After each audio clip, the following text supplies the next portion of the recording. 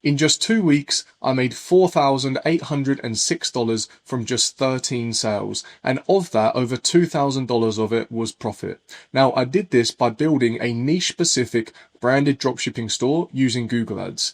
For those of you that don't know, my name is Theo Clarke, and I'm documenting my journey from 0 to 10k per month, building a brand new dropshipping store from scratch using Google Ads. This is episode 6, and in previous videos, I shared with you my product research method, building the store with help from AI, my Google advertising strategy, and getting my first few sales. Now today, in this video, I'm going to be giving you a major update. And we're going to be jumping straight into the numbers. I'm going to reveal my profit and loss report, which is going to include how much I made, what I spent, and what the true profit was after all expenses. But honestly, that's not even the most valuable part of this video, because you're about to get a raw, unfiltered look behind the scenes at everything that's gone wrong and exactly what I did to fix it.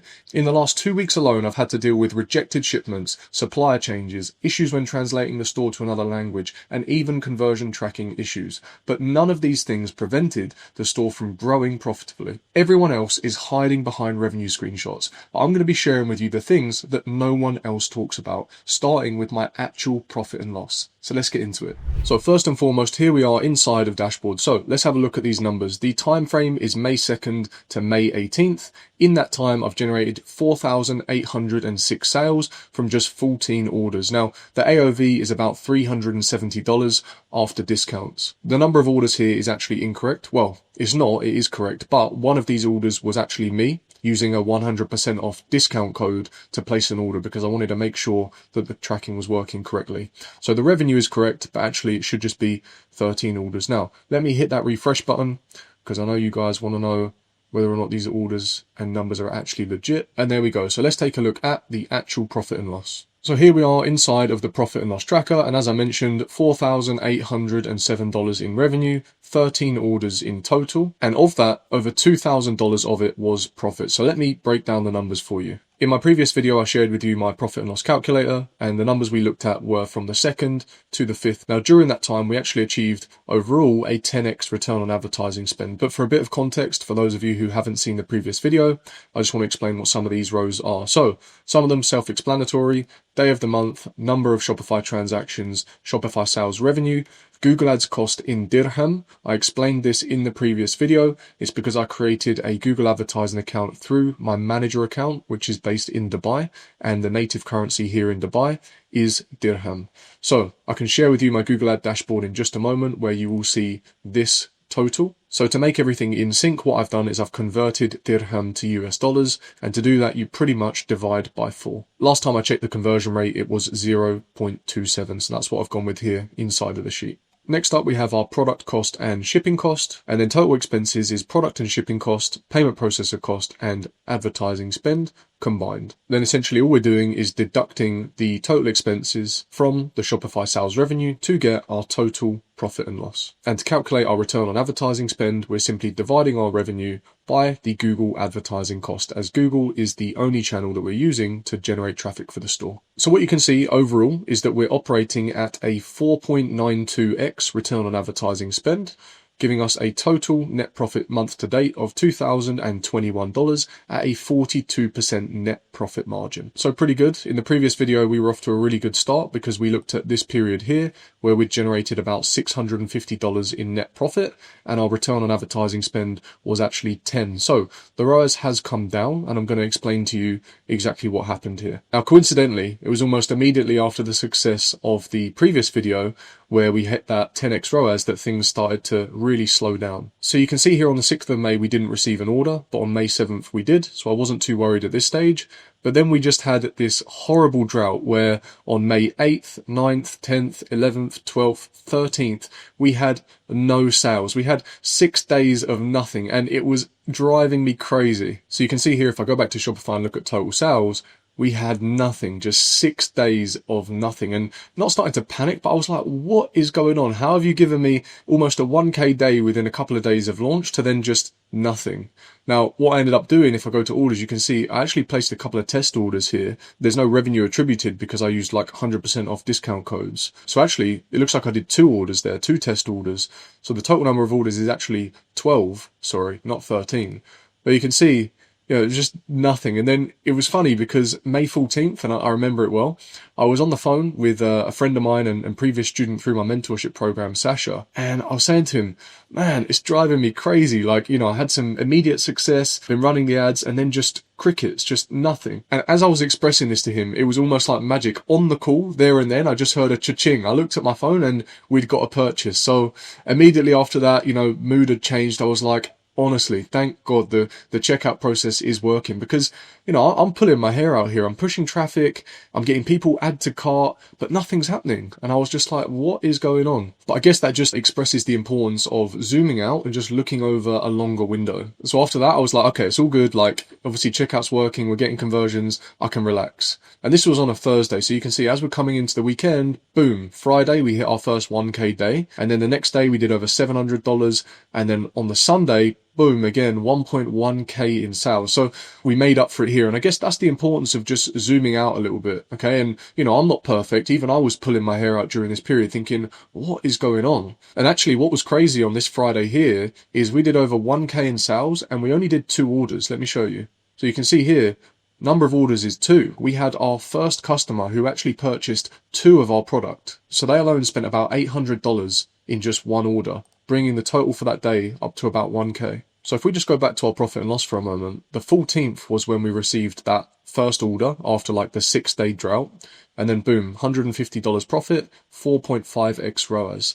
The 15th, we had nothing. But if we look at the 16th, you can see we spent less than $50. We sold 3 units across 2 orders, bringing the total revenue for that day to $1,032, of which 571 of it was profit. And that's after all expenses. So we deducted ad spend, payment processor cost, and our cost of goods. So that day alone, we did a 21x return on advertising spend. But it didn't stop there. Look at the next day. $700 in revenue across 2 sales, $400 profit, 16x ROAS. And the next day, 1.1K in sales, $80 in ad spend, $600 in profit, 13x ROAS. So these numbers more than made up for our 6 days where we didn't get any sales. But let's just take that in for one moment there. So on those 3 days alone, we did almost $3,000 in revenue, and we did so by selling 8 units, generating us almost $1,600 in net profit at a ROAS, which is typically unheard of, between a 13 to a 21x return on advertising spend. And that right there is the power of building a niche-specific branded dropshipping store and pushing high-intent traffic using Google Ads. I guess you guys probably want to see the Google Ad dashboard as well, so let me show you that real quick. So as you can see here, our cost was $3,620 dirham, which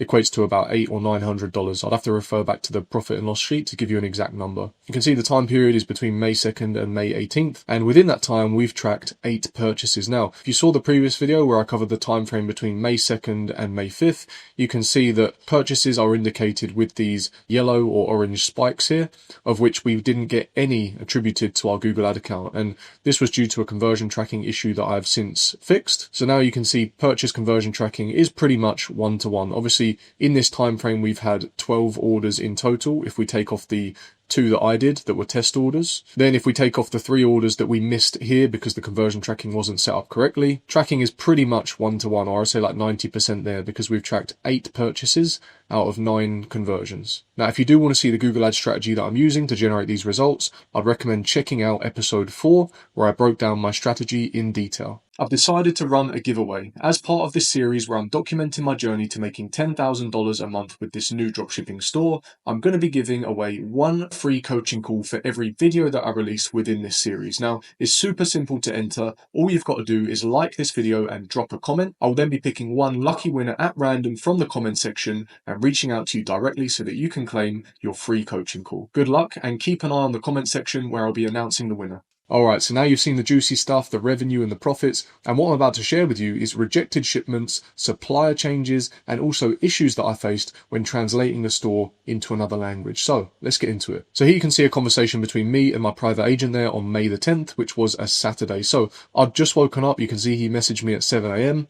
Morning Theo, I just got an update from the airport. The package is oversized and it has been shipped back to my warehouse. I just had a call with the supplier and they're trying to find new packaging now. I know it's frustrating, man, but I will find a way and let you know. So I'm thinking, great, first few orders have gone out and we're already getting problems. So I wanted to clarify, are you saying all of the orders have been returned? And this is when you know it's bad. Theo, can we jump on a quick call? But respect to my private agent, most of them don't even work weekends. Saturdays he's available, he's letting me know, he's keeping me updated. Most agents will check in on a Monday and check out on a Friday, they treat it like a 9 to 5. So once again, my private agent went above and beyond. He actually shipped the products back to his warehouse, repackaged them for me personally, and then dispatched them. And within 24 to 48 hours, the packages were reshipped and on their way to the customers. But the problem didn't stop there. We ended up switching suppliers entirely. So here we have another message from my private agent that he sent to me a few days later, and here he is suggesting that we perhaps test out a new supplier. And initially I didn't really understand why, because I didn't have context. So I just said to him, look, please can you confirm that if we are testing a new supplier, that everything included is the same?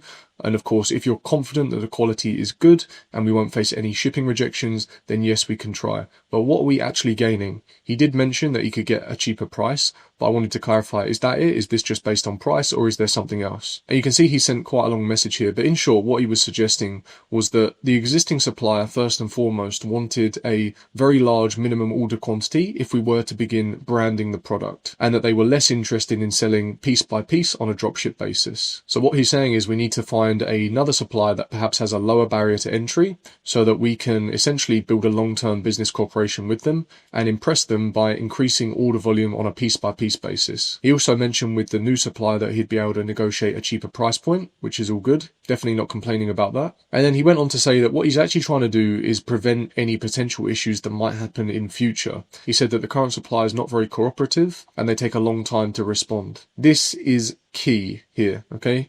Anyone that watches my content, anyone that's inside of my academy, you'll know that I'm a very big advocate of speed and momentum. We need to be quick to act in all instances, and I'm going to expand on this in just a moment. But for me, this is a red flag. Anytime I'm working with anyone through business, if they take a long time to respond, I don't like it because it makes the whole operation inefficient. Speed is so important. So essentially what had happened was, because we'd had that first shipment of packages rejected, which was mostly at fault from the supplier because they shipped it in a package that was oversized and didn't align with the parameters of the shipping courier, that was on them because it's their responsibility to fulfill on our behalf. Not only that, but when we ran into those issues, they were very slow to reply to my agent, so he didn't get a good feel about that either. We then also discovered that one of the orders had been sent out with a piece of the product missing as well. So multiple red flags, which I'm very pleased the agent highlighted to me, and we then went on to test a new supplier. Now, you may have heard about some of the bigger e-com players talking about the importance of having a strong back end. And this term is thrown around quite often, and I don't think a lot of people truly grasp what it means. And essentially, it's everything past the point of the sale, okay? Actually generating the conversions and getting the sale is one thing, but then actually meeting the demands of the customer and fulfilling at a standard that is satisfactory for the customer and the customer experience, that's a whole nother thing altogether. And there are so many things post-purchase that contribute to this experience in the back end. One example of that, like you've just seen, is having a good agent who has the ability to help solve problems for you as they prop up. Because you've got to remember, I'm based in Dubai. I'm shipping products from China. I've never even been to China. I'd like to go, but I've never even been. So my agent is more than just this guy who I talk to on WhatsApp. He's a big part of my business. His job is to actually source the suppliers, make sure that what they're shipping out is quality. I can't do this stuff myself, so I'm relying on him and his ability. And that's one example of having a strong back end. Now, the problem with dropshipping is that most dropshippers do not give a... You know what I'm trying to say. They do not care about customer satisfaction. It doesn't even come into their mind. All they're doing is chasing revenue. And I think a lot of the time they forget that these revenue numbers and these orders on a screen are actually real people. And I think a lot of dropshippers actually lose touch with that. They think that just because they've got their feet up, sat behind a laptop smoking a shisha on the other side of the world, that they don't need to care about the people that they're actually sending the products to. They don't understand the importance of a strong back end and customer satisfaction, which is actually essential to scale in the long run. But the thing is, most of these dropshippers are thinking so small and so short term. All they're doing is doubling their budget as quick as possible to get as much revenue as possible, with a little lack or care to what's actually happening in the back end. And that is why they jump from store to store, just stealing other people's products, stores and ads. They're chasing pump and dumps because they simply don't understand how to operate a business. So just keep that in mind. When you're looking at these young guys who are dropshipping, chasing revenue, jumping from store to store to store, a lot of the time they don't have any business etiquette, and they're certainly not thinking about or caring about the customer. They just want to get as many sales as quick as possible. They're going to run it up as far as they possibly can, and then they're going to jump onto the next product and the next product. What we're doing here, and what the start of this challenge is actually building a niche-specific branded dropshipping store. that not only can we scale comfortably, but actually go on to exit should we wish to do so. And this is coming from someone who's been in the e-com space for over 5 years, okay? I'm 29 years old now. I got into e-com when I was 24. In some senses, a little late to the party, but I'm glad I'm here nonetheless. And in that time, I've successfully achieved 2 exits. I sold and exited my first high-ticket dropshipping store back in December of 2022. And then just a few months ago, I also exited my Google advertising agency and sold my shares onto my business partner. Now, not many people can say they've had 1 exit, let alone 2. In e-com and in digital marketing. So I think it's fair to say I know a thing or two about building a business and building one ethically that is here to stand the test of time. But anyway, I didn't mean to digress and make this about me, but I think it's important that you understand who I am and the things that I've achieved to get to this point, because that then gives me the ability to actually talk on these things. All right, I'm not some 18-year-old coming into the industry fresh with no experience. I've been here for a while and I'm going to continue to be here for a lot longer. But the main thing that I'm trying to get across here is if you actually want to build a brand, then one of the most important things is customer satisfaction. The best way you deal with customer satisfaction is having a strong back end and having the ability to deal with problems as soon as they prop up, as quick as possible. When you launch a business, whether that's dropshipping or anything else, you're always going to run into issues. Now, what's important is not necessarily the issue itself, but the speed in which you're able to solve the problem and continue moving forward. Speed and momentum is extremely important. If you've watched my content or if you're inside of my academy, you'll know that I'm a very big advocate of this. And one of the best ways to keep moving forward is to simply maintain momentum. To be able to maintain momentum, you need to solve problems very quickly. And one of the ways to do that in your back end is by having a very good private agent, because they are an extension of your business. Now, speaking of extensions of businesses, another thing I wanted to cover was AI. Now, as I mentioned at the start of this video, I did decide to launch in an EU market. Now, with Google, it makes it very easy to launch in alternative markets. All you do is literally copy and paste the campaign, change the targeted location, and Google automatically translates the currency inside of the shopping feed into another language. Now, without going down too much of a rabbit hole here, what you can also do is add an additional feed. So you have a feed in English and then a feed in another language, and then you can simply change the language as well to make it native. Now, when advertising in different locations, I always recommend translating the store and of course your product feed to make sure that everything is in the native language as to where you decide to advertise. So I went through this process and did all of this. Anyone that's done this before will know that without AI, it is extremely manual. Okay, to do it with your store, what you do is you export your CSV. You do so using a tool that's free on Shopify called Translate and Adapt. It allows you to translate your store from one language into another. So I downloaded this, I exported the CSV, and I started going through translating line by line using AI. And I did that for about 5 minutes before I decided this is going to take me way too long. That was when I reached out to Sasha, a friend of mine and previous mentorship student, and he was like, bro, why are you doing it that way? Like, why are you doing it line by line? You need to be using this automation. And what he'd actually built is essentially a very simple automation that allows you to connect your CSV file to OpenAI, and you can essentially feed it all in one go with an entire prompt, and it just translates all of the information in your CSV, and then you just re-import it into Shopify. And he was able to create that process with a very simple make automation. He very kindly shared the automation with me, and it turned what would have been hours and hours of translation into literally a 5-minute job. So I'm very grateful to him for that, and it helped me a lot. So that process went extremely smoothly with help from Sasha and AI. Now, I successfully launched in the EU market, and that sale I showed you earlier, you know, the one where we got one sale for 2 pieces and it was almost $800 in revenue, that actually came from the EU market. So I initially launched that campaign, got a conversion after a few days. I thought, great, you know, this is really good, off to a good start. And then we just had days and days and days of nothing. You know, traffic was being sent, but nothing was converting. Now, it wasn't until I started looking into it that I noticed something with the Shopify Translate and Adapt app had gone wrong. And half of the language was in English and half of the language was in another language. So I was reading down the page and it would keep flip-flopping between these 2 different languages. And I was like, okay, no wonder I'm not getting any sales. So for now, I've actually just paused that campaign entirely, and I'm now only running a single campaign again in English. But I will relaunch in EU, no doubt. But I just need to find the time to fix whatever's happened on the page, and then I can relaunch. Now, I realize this video is probably getting a little bit long. I didn't intend on it being this long, but I do have one more thing that I want to share with you, and that is the email flows that I had built inside of Klaviyo. So here we are inside of Klaviyo. For those of you that don't know what it is, it's essentially a platform that we use to create email flows which are automated and send email campaigns. Now, although I launched the store on May 2nd, these flows didn't go live until something around about May 13th, 14th, 15th, there or thereabouts. So it coincided in that period where I had 6 days of just no conversions. So as you can imagine, the guy that was building these flows for me, his name's Janid. I was like, bro, we're getting so many add to carts, so many add to carts. So I was like, no one's checking out. I've been checking the checkout process. It all seems to be working. I was like, we have got to get these flows live. Maybe I just need, an abandoned cart sequence set up, and maybe that's going to push some people over the line. So once we'd actually got the emails live, you can see they pretty much immediately did their thing. I mean, the time frame I'm looking at here is May 16th to May 18th, because like I say, they launched around the 13th, 14th, something like that. And immediately after launch, we started getting some conversions attributed initially here to the checkout abandonment flow. So you can see we have a total order revenue just in those few days of about $722. And during that period between the 16th and the 18th, we've got about $3,000 in conversion value. If we do extend it to the entire time period, you can see here that we're in alignment with what we were seeing on Shopify. I actually think this is slightly different. On Shopify, it was something like 4,806, but you can see the time frame is the same. I think all that's happened here, I think we may be on a different time zone here on Klaviyo to what we're on in Shopify, which is why there's obviously just one order extra here. At least that's what I would assume. Now, like I said, I didn't build these flows myself. Fortunately, a friend of mine called Janid did it, and I got to say, I'm actually really, really impressed. When he sent me them initially as a draft, I was like, bro, these are killer. He's found a way to basically get me to answer a few questions. It builds out an entire ICP document. He leverages